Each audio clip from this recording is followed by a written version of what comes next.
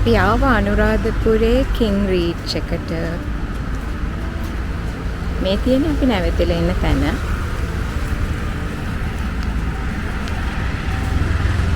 ඒක තියෙන්නේ නුවර වැවට ඉස්සරහා.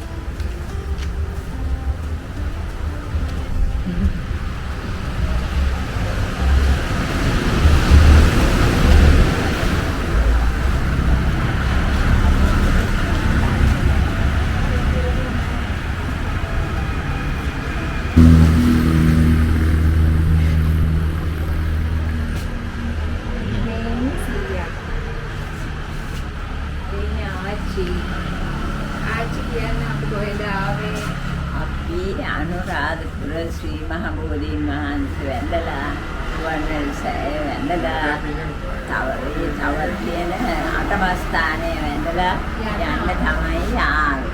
ඉතින් හරි සන්තෝෂයි මේ. හරි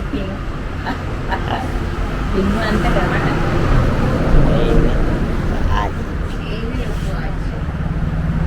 අනුරාධපුරයට ඇවිල්ලා අපි මේ වන්දනාවක් ආවේ. වන්දනාවේ ඇවිල්ලා අපි රෝලින් වහන්සේ වැඳගෙන ඊට චෛත්‍ය රාජන් වහන්සේත් වැඳගෙන එම්ම යනවා හෙට උදේ. හරි.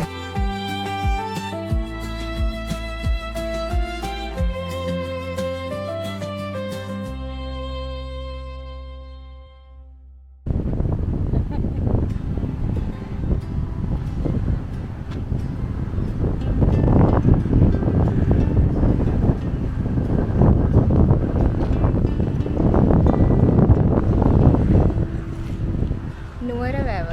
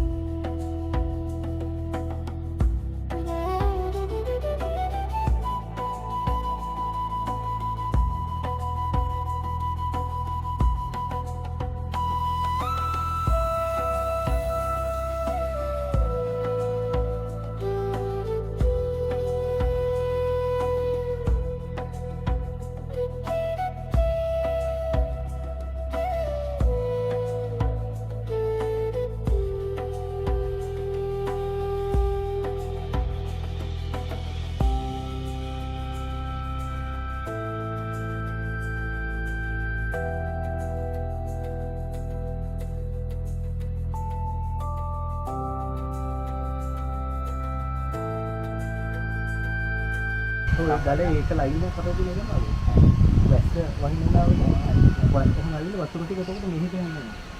මෙතන මෙහි වතුර ටික වැටෙනවා. කටාරම කියලා මේ කියන්නේ. මේකත් එක්ක මේකේ ඒ මේ ආටිෆිෂල් හදපු ලස්සනයි.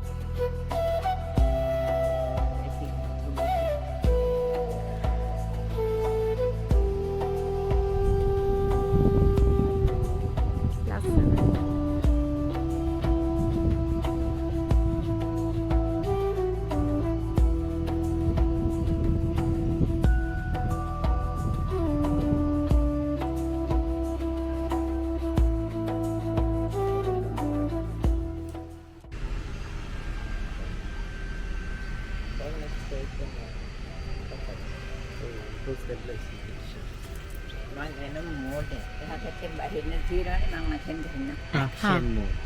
මේ මෙතනට ඉතින් ඉරුකේ දැක් අන්න උඩට ගියා අර හිම් බහින්න මොකක් හරි මල්ලගෙන චෙනු පරිස්සමෙන්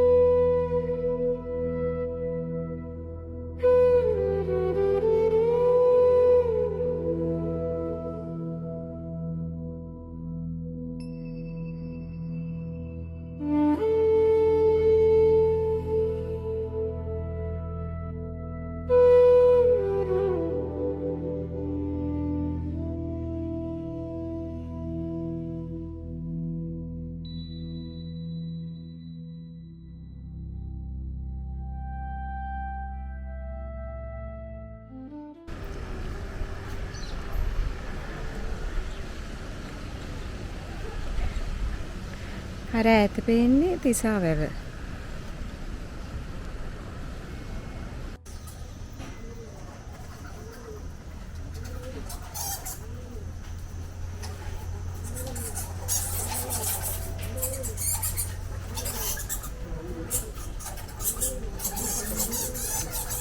වවුල් ගුහාව.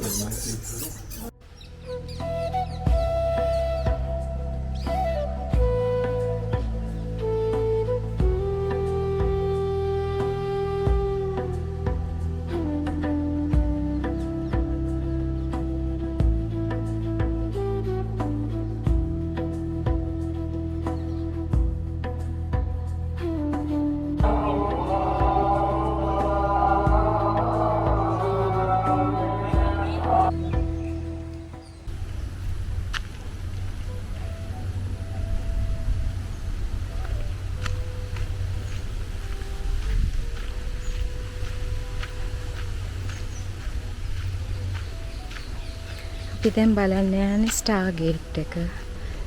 ස්ටාර් ගේට් එක තියෙන්නේ රන්මසු වෙන ළඟ.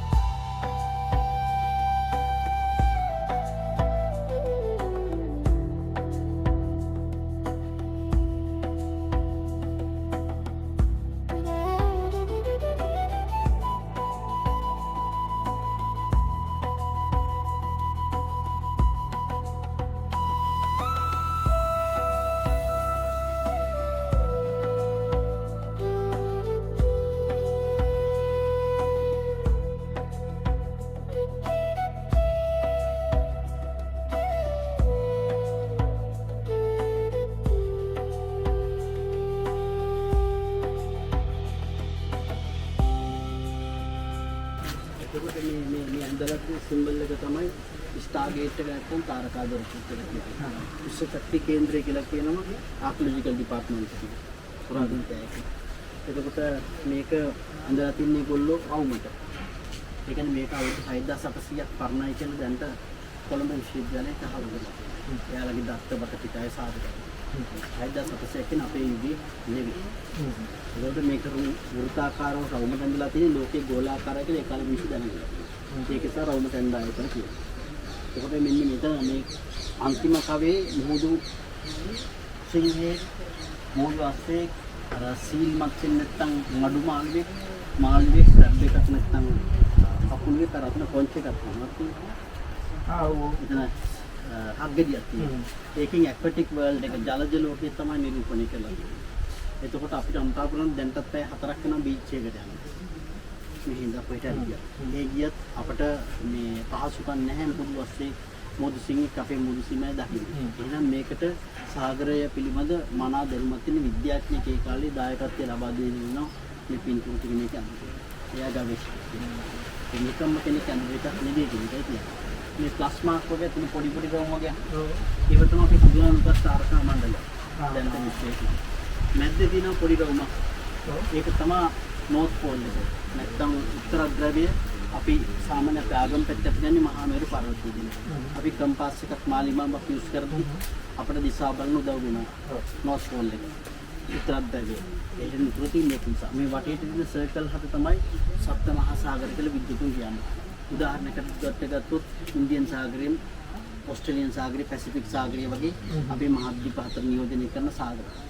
ඒතකොට මේක එහෙම ගත්තාම අපේ පෘථිවිය පිළිබඳ යම් සිතියමකට තමයි විද්‍යුතුන් දකින්නේ. අපේ පෘථිවිය කියලා මේක හිතුවොත් ඒ කාලේ ගුණඳ සිතියම කියලා මේ තියෙනවා එහා සමාන එකක්. මේ තව ලෝකයක්. ඒක තමයි ඇත ගැලැක්සි එකේ තියෙන්නේ. ඒතකොට ඒගොල්ලෝ මෙන්න මෙතන පර්සනල්ස්ලා පහක් ඉන්න පුළුවන්. චීෆ් ඉඳගන්නේ මේකේ අතන ෆලෝවර්ස්ලා දෙන්නයි මෙතන 2 ෆලෝවර්ස්ලා. මෙයා මෙතන තියනවා ලියලා 550 කියලා සිංහල අකුරකින් බ්‍රාහ්මී අක්ෂර වලින් 550 කියන්නේ 53ක් රූප තියෙනවා. මේක එකතුව. මේ එකින් එකට යා කම්පෙයාර් කරලා මෙයා යම්සි විස්තරයක් එක්ස්ප්ලেইন කරලා කියලා දෙනවා. කියලා දීලා පස්සේ යම් මොකද කරන්නේ භාවනාවට යනවා. භාවනාවට එද්ද යාගේ ඕරා එක එන්හාන්ස්මන්ට් එක ගොඩාක් හයි ලෙවල් එකට යනවා. ඕරා එක වෙනස් වෙනවා. ඊට පස්සේ යාට පුළුවන්කම තියෙන මෙන්න මෙතන මේ කියන ලෝකෙත් එක්ක සම්බන්ධ. يعني ෆිසිකල් බොඩි එක නැත්තම් ශරීරය මෙතනමයි ඇස්ට්‍රල් බොඩි එක මනෝකායය තමයි එයා සම්බන්ධ වෙන්නේ. ඊට පස්සේ අර පැත්තේ දෙන්නත් මෙතන මේ මැද්ද එක්කනාගේ මනසට සම්බන්ධ වෙන මයින්ඩ් එකට. මේ දෙන්නත් සම්බන්ධ වෙන ඒගොල්ලෝ භාවනාව තුළින්. ඊට පස්සේ මුළු ටෝටලි මේ ගෲප් එකම සම්බන්ධ වෙලා ඉවරයි. ඒ යන්නේ ලෝකෙට. ඒ විදිහට අපි බටහිර විද්‍යාඥයෝ කාලේ ඒගොල්ලෝ එක්ස්පෙරිමන්ට් කරලා මනස අපහසුතාවයටපත් වුණාම මේගොල්ලෝ ලංකාව වගේ වෙනත් රටවල ෆෝක් කියස් නැත්නම් ගැමි කතා මොන හරි තියෙන දේවල් කියවන්න පටන් ගන්නවා. මනස රිලැක්ස් වෙන්න. එතකොට ඒගොල්ලන්ට හම්බෙච්ච දේ ඒගොල්ලෝ බහැර කරේ නේ. එතකොට ඒගොල්ලන්ට අදහස් වෙනවා ටයිම් ට්‍රැවල් ගැන කාල යාත්‍රා කරනවා. එතකොට ඒගොල්ලෝ බලනවා ඒගොල්ලෝ මේ අදහස් එක්ක බලද්දී ඒගොල්ලෝ ස්පිරිචුවලි කියලා තියෙනවා. අධ්‍යාත්මික. ඒගොල්ලෝ ඒ ටික ඊට පස්සේ ඒවා මග සමහර ඒවා වෙනස් කරලා යාලගේ එක්ස්පෙරිමන්ට් ඒගොල්ලෝ ඒක සයන්ටිෆිකලි දැන් ප්‍රූව් කරලා තියෙනවා. දැන් කාලයට එහා අපි සම්බන්ධ වෙන දෙයකින් යන අපිට පුළුවන්කම ලෝකයට තියෙන શબ્දයට වඩා සුපර්සොනික් එකක් මොකක්ද නිර්මාණයලා තියෙනවා. එතකොට මේගොල්ලෝ 1 by 1 මේකට සම්බන්ධ වෙනා වගේ මනසින් අපිට අද පුළුවන් වෙලා තියෙනවා Zoom වගේ තාක්ෂණ ඔස්සේ එක එකකට කෝල් කොන්ෆරන්ස් වලට සම්බන්ධ වෙන්න. හැබැයි ඒ කාලේ කිරීපු ඒවා මොනවද අධ්‍යාත්මික. දැන් අපි විද්‍යාත්මකව මේ අයිඩියාස් අරගෙන විද්‍යාත්මකව කරන් තියෙනවා. කොහෙන් හරි අයිඩියා එකක් ගන්න නිර්මාණය කරලා නේද? එක්ක හිතේ උපදින්න ඕනේ එක්ක දකින්න ඕන අහන්න ඕන. ඉතින් ඒගොල්ලෝ ඒව අරන් තියෙනවා. දැන්ට ඔස්ට්‍රේලියාවෙන් වගේ නායකයන් අන්න රන්සින් පඩි ඉඳ ගන්න කෙනාට මේක පේන්නේ නැහැ හොඳට පිළිවෙලකට. නමුත් මේ ගලේ මේ මැද ඉඩ කඩ තියෙනවා මේක මේ මැද්දේ අඳින්න තියෙනවා මේ ලස්සනට. ඔක්කොටම බලන්න. නමුත් එහෙම ඇඳේ නැහැ කියලා කියන්නේ ඔස්ට්‍රේලියානු විද්‍යාඥයෝ කියන්නේ සිග්නල් එකක් එනවා නම් එන්නේ මෙතනට. රූපය අතන්ට ඇඳුත් ඒක ඩිෆරන්ස් වෙනවා. අපි දැන් මහත්තයා ඇන්ටනාව ගහන්නේ ගේ ලස්සනට නෙමෙයි. අපි ෆෝන් එකේ උනා සිග්නල් තින් තැන තමයි යන්නේ. ඒ සිග්නල් එන්නේ මෙතනට ඒක තමයි මේ ගල ඉවර වෙන ඒගොල්ලෝ මේක ඇඳලා තියෙනවා. ඒගොල්ලෝ මේවත් තුනක් තියෙනවා ලෝකේ මාතු පිටු වල මම කලින් කිව්වා ගීසා පිරමීඩ් වල අන්කම. මම ඔය චතුරාර්ය විශ්ව ගොඩක් උදව් කරා YouTube එකට. ඒකට එයා මට පෙන්නුවා ඔය ගීසා පිරමීඩ් වල පින්තූර. ඒකට මේ ඒක මීහා සමාන මේක බලපු කෙනාට ඒක හොයාගන්න පුළුවන්. ඒවා ගොඩක් ඩැමේජ්. අපේ මේවා හරි පර්ෆෙක්ට් ලංකාවේ වල තියෙනවා. ඉතින් මේක ගොඩක් අය කියන්නේ දැන් මෙන්න මෙතන මේක ඉමූවබල් එකක් නේ. ඒක මේ ඔව්. හෙලවෙන්න බෑ. වෙනස් කරන්න බෑ. නමුත් මෙන්න මේ රූපේ ඒගොල්ලෝ මේකෙන් ජම් කර කර මේක වටින මූව් කරලා ගෙන්න මෙන්න මෙතනට ගේනවා. භාවනාව තුලින්. මේක මෙහෙම තියෙනවා. භාවනා කරන තාපෝ මේ පිච් එකම තමයි පේන්නේ. මේකල මේකෙන් විතරක් ගේනවා මේ ඔක්කොම බේරලා මෙතනට ආවට පස්සේ තමයි ඒක තෙන්නේ. සම අපි අන්තිම සේව් කරේ නැත්නම් අපි අන්තිම නම්බරේ ඩයල් කරාට පස්සේ ඉතුරු සාධක කරන අපිට සම්බන්ධ වෙන්න පුළුවන්. ඒ විදිහට. ඒතකොට මේගොල්ලෝ මෙහෙට ෆෝවර්ඩ් මෙහෙට කරනොත් එයාට ෆියුචර් ටෙන්ස් එක බලන්න පුළුවන් අනාගත කාලේ. පස්සට කරනොත් අතීත කාලේ. බලන්න පුළුවන්. ඒක තමයි ටයිම් ට්‍රැවල්. ඒක අපි හැමදෙස්සම අපි ගරු කරන ඇල්බර්ට් අයින්ස්ටයින් තමයි ටයිම් ට්‍රැවල් කරන්න උත්සාහ කරේ. එයා පස්සේ ආ රිසර්ච් ටයිම් කරලා දානවා. මොකද එයා අවබෝධ කරගන්නවා ටයිම් ට්‍රැවල් කරන අපි හිතනවට වඩා ඊට වඩා ගොඩාක් 100,000 වේගي වැඩි එකක්. දැන් අපි සුප්සොනික් ජෙට් නැත්තම් සැටලයිට් යවන කාලෙට වඩා වේගي. නේද? අපිට බර ගානක් කරන එක මීටර නමුත් සොලිඩ් දෙයක් ඊට වඩා වේගින් යවන්න බෑ. අපි අද උඩටමට වේගය ගිහිල්ලා තියෙනවා. මේ වේගය ඉක්මවා ගිහිල්ලා තියෙනවා. සොලිඩ් එකක් ඊට වඩා වේගයෙන් පුතේ යවුවොත් මොනවද වෙන්නේ? ගොඩක් වෙලාවට විනාශ වෙලා යනවා. උදාහරණයකට ඔය දැන් ගහන මිසයිලයක් බ්ලාස්ට් කරලා ඇන්ටි මිසයිල් ගහලා නවත්තන්න පුළුවන්. හැබැයි ගහපු එකයි ගෙන්නේ. ආයෙ ගන්න බෑ. ගියුවොත් ඉහම තමයි. ඒ වගේ තොට කාලතරණ කියන්නේ ඒක 100,000 ගුණයක් වැඩි. ඉතින් ගියාම තමයි. ඒක ධන වස්තුවක් මේ ආකාශයට යවන්න බෑ. විනාශ වෙනවා. ඒකෙත් ටයිම් ට්‍රැවල් එක කවුද? ඇල්බර්ට් අයින්ස්ටයින් නෙවෙයි. යවනම යන පුණා හිත විතරයි. අපි එහෙම අහලා තින්නේ බුදුන් වහන්සේ විතරයි මොනවා තවතිස දිවිලෝකෙ වැඩම කරා තියෙනවා නම් ඉතින් ඒක කරා කියලා කතාවක් හිටින් අපි අහලා තින්නේ බුදුන්ගේ දේශනාව තුළ විතරයි. එහෙම යන්න පුළුවන් වාට්මත් දැන් වායේ ගෙදරට ගිහින් එන්න පුළුවන් ටක් ගාලා. හිතෙන් නේද? නේද? හිතෙන් වාට දැන් ගෙදරට ගිහින් මගේ පුරාටක් තියෙනවා පොර ඉසුනේ. වාට මාත් එක්ක කතා කරනකොට තවත් දෙයක් හිත ඉන්න පුළුවන්. හිත කියන්නේ එහෙම එකක්. තේරෙනවද ඒක? මේක ගොඩක් ක්වොන්ටම් ෆිසික්ස් පුළුවන් නම් පුළුවන්. ක්වොන්ටම් ෆිසික්ස් කියන එක සමහර අයට උපතින්ම ටික ටික එනවා. සමහර අයට ඉස්කෝලේ අධ්‍යාපනයේ ඉහළට ගිහින් ඉගෙන ගන්න පුළුවන්කම තියෙනවා. විශ්වවිද්‍යාලයක මම දුන්නේ ක්වොන්ටම් ෆිසික්ස් අවබෝධය නම් ඉන්න පුළුවන්. ඉතින් මේක මේ වගේ මේක මහායානයි තාන්ත්‍රිකයන්ගේ අධ්‍යයනයක් විදිහට පුරා විද්‍යාඥයන් හිතනවා. එහෙම කියලා. ඔය කෙසේ වෙතත් මහින්දාගමනයේ වෙනතෙක් මේ අධිකිල්ල තිබිලා තියෙනවා. පළුතුන් වලවල් කරලා තියෙන තැන් වල කණු ගහලා මේ තැන් වල මේක ඇදහිම කරලා තියෙනවා. ඒක බුද්ධාගම ස්ථාපිත කරන්න ඕනනේ. පිටකින් දේවානන්ද මේ ගලවල හත් එක අයින් කරලා දානවා. අයින් කරලා දාලා බුද්ධාගම ස්ථාපිත කරනවා. මම කියන්නේ දන්නවා. තේරෙනවා. එතකොට අපි දැන් ওই වඳින්න නම් රූපාරාම ස්ථූපිතින් එතන තිබුණේ මානෙල්ලයක් සැකලා නිකන් ක්‍රෙඩිට් එකක් නිකන් ඇදහිල්ලා. කෝවිලක් කරමක් කරපු නිකන් එහෙම අනුකරන ඉතින් එහෙම. ඒක ගලවලා අයින් කරලා තමයි දේවානන්දතුමා දකුණු අකුදාදුව තැන්පත් කරලා මොනවා රූපාරාම ස්ථාපිත කරා. නැත්නම් ඔක්කොම එකට යන්න බෑ. ඉන්දියාවේ බුදුහාමුදුරු ඉන්නකොටම කුල මල්ල ભેද ජාතීන් ආගම් වැඩි. උන්වහන්සේට විරුද්ධවාදීන් වැඩි. අපවත් වෙච්ච ටිකක් ගලන්ට කිව්වා.